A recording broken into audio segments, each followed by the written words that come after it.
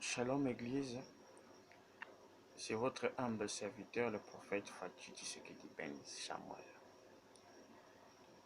Je vais parler aujourd'hui de la pandémie du coronavirus. En novembre 2018, j'écrivais au Sénat.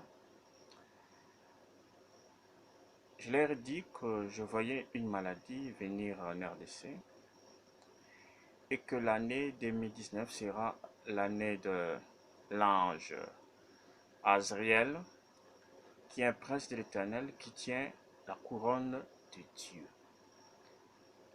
Donc déjà en 2018, j'avais donné le nom de cette pandémie que j'avais dit, elle va se propager comme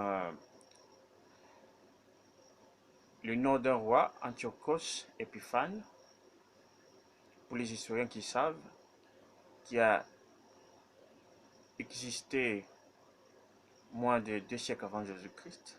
Il a régné sur l'Europe et l'Asie.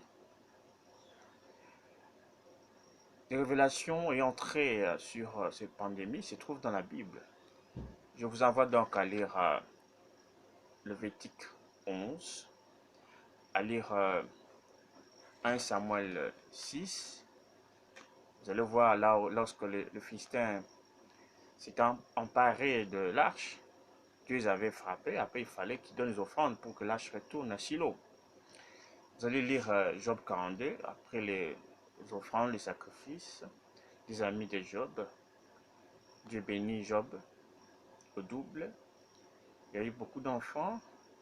Et ce qui m'a intéressé, c'était le nom de 3 filles, dont la dernière s'appelait Keren Apuk, qui veut dire corne d'antimoine ou couronne d'antimoine.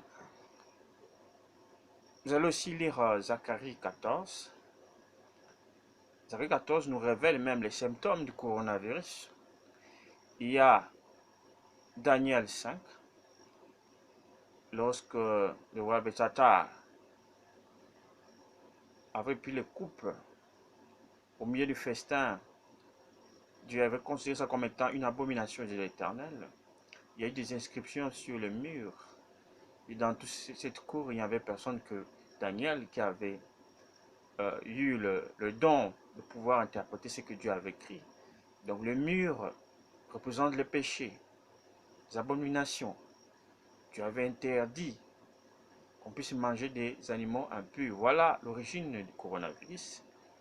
Un jour, je dormais, Dieu m'a montré, j'ai vu des chauves-souris manger, des rats manger des souris, j'ai vu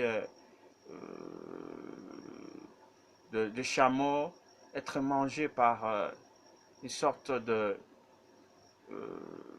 pangolin. Et tout ça, ça m'avait un peu dépassé cette